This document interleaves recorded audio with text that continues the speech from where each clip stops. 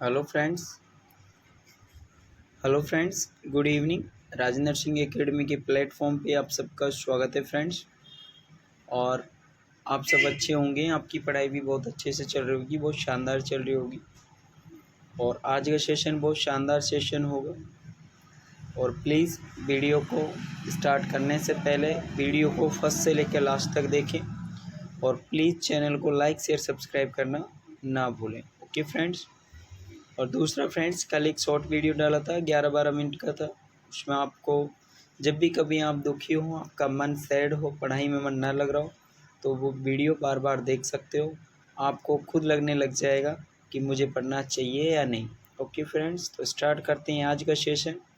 और आज का सेशन का पहला क्वेश्चन स्क्रीन पे आपके सामने है। एनीमिया में अकर ड्यू टू डेफिशिएंसी। ठीक है, किसकी कमी से एनीमिया होता है और किसकी कमी हो जाती है। जब ब्लड के अंदर किसकी कमी हो जाए कि हम उसे एनीमिया कर देते हैं। और एनीमिया WHO के अकॉर्डिंग कितने को कहा जाता है? विटामिन ए, कैल्शियम, आयरन या आयोडीन। तो प्लीज़ इसका राइट आंसर बताइए। इसका राइट आंसर ऑप्शन सी होगा, iron. Most of body calcium is found in. ठीक है, सबसे ज़्यादा कैल्शियम्स कहाँ होता है? टीथ, ब्रेन, स्किन या बोन्स। तो फ्रेंड्स एक बात ध्यान रखना, मोस्ट की बात करें तो ब्रेन और स्किन तो होंगे नहीं। अब बचते हैं अपने टीथ और बोन।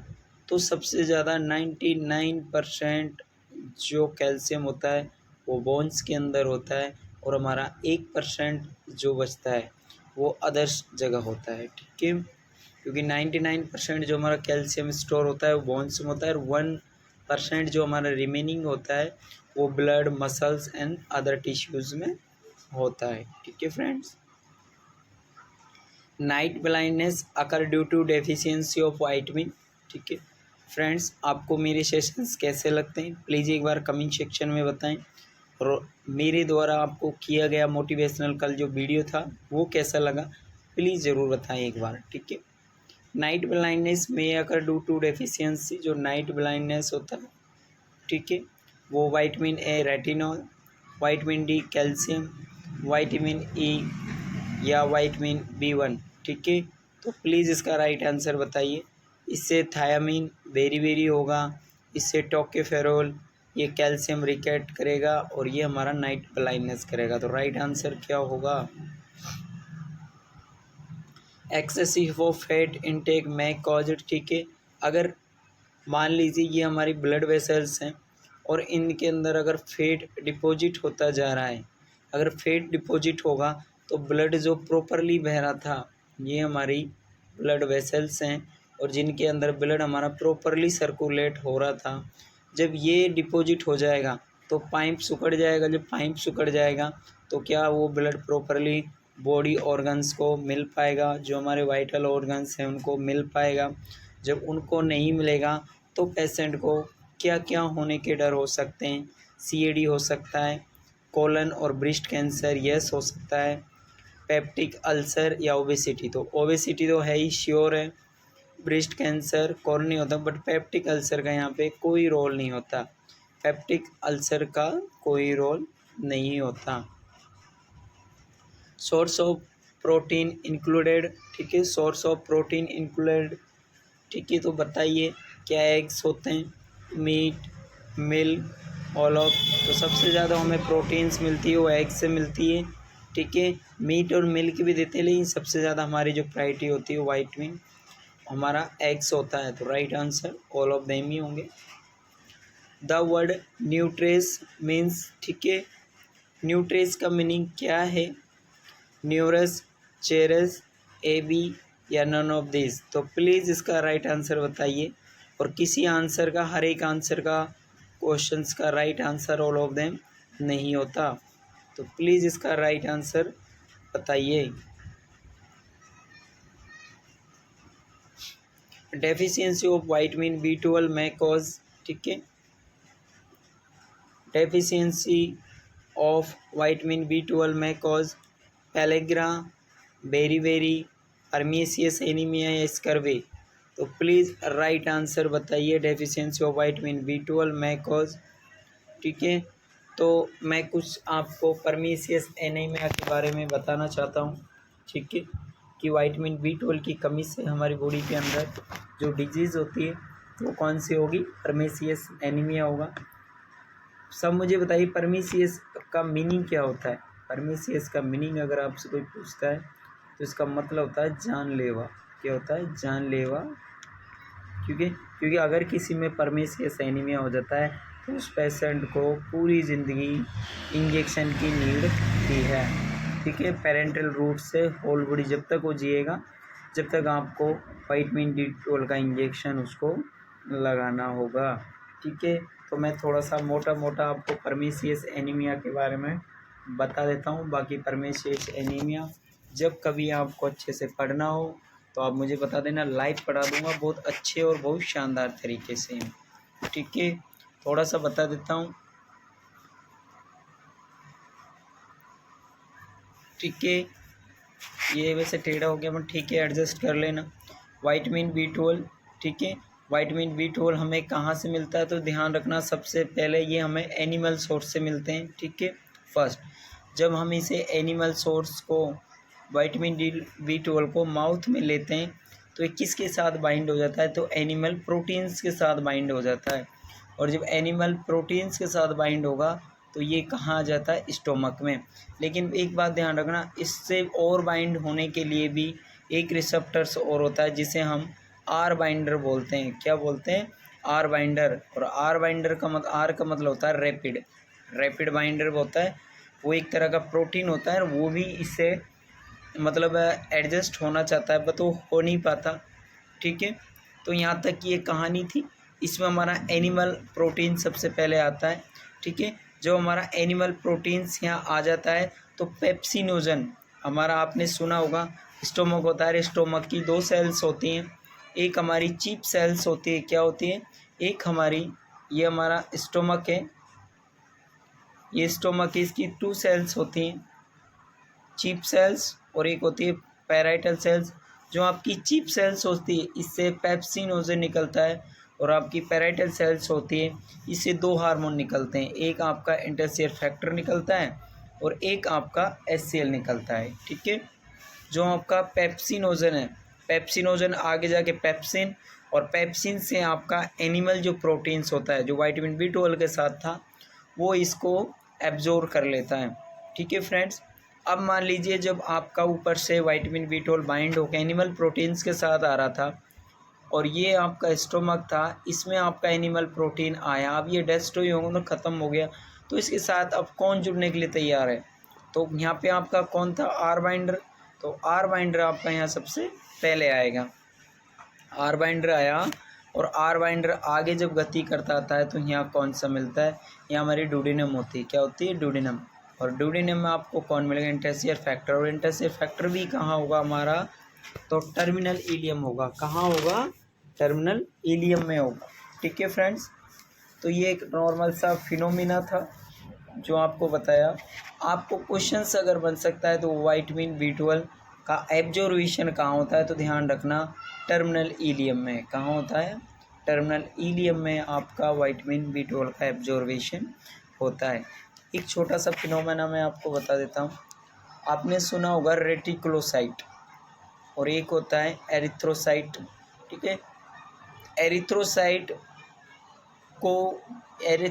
में जो आरबीसी होती है मैच्योर होते हैं, उसको मैच्योर बनाने के लिए जो यहाँ का जो गैप होता है वहाँ पे विटामिन B12 होता है, B12 इसको मैच्योर में कन्वर्ट करता है। अब आप ही बताइए, अगर यहाँ पे विटामिन B12 की डेफिशिएंसी या कमी हो जाएगी तो रेटिकुलोसाइट के अंदर जो इमेच्योर आरबीसी है वो बढ़ जाएंगी, और जब आरबीसी बढ़ जाएंगी तो पेशेंट को मैक्रोसाइटिक एनीमिया भी देखने को मिलेगा, हाइपर हीमोग्लोबिनाइज भी होगा, और पेशेंट को मैग्लोब्लास्टिक एनीमिया भी देखने को मिलेगा, ठीक है फ्रेंड्स।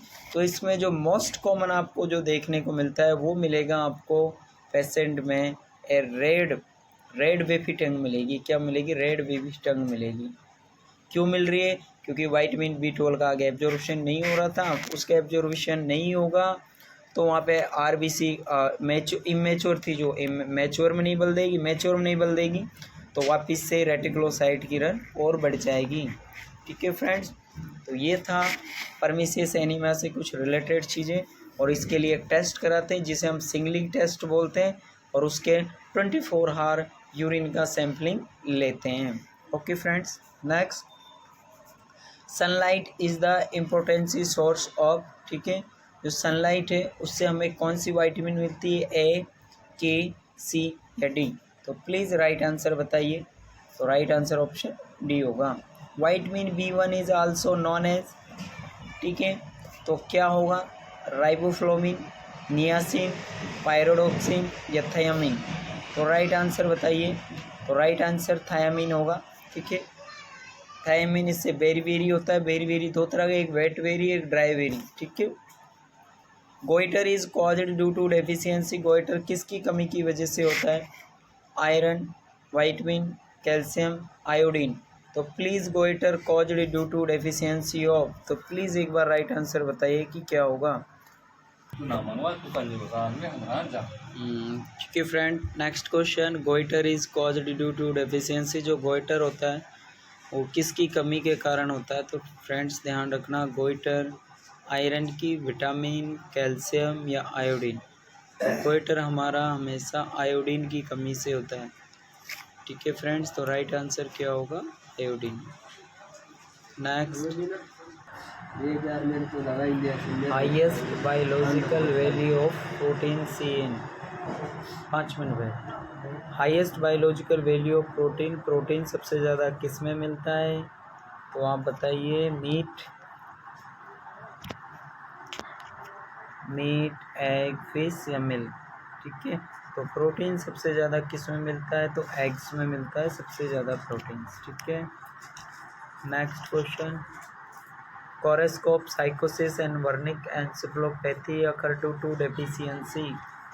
अगर अमोनिया का लेवल हमारे हाई लेवल पे बन जाता है तो BB को क्रॉस कर सकता है, और BB को क्रॉस करेगा तो ब्रेन का एन्सेफेलोपैथी होने का चांसेस बने रहते हैं। तो राइट आंसर क्या होगा? तो प्लीज़ इसका राइट आंसर क्या होगा? तो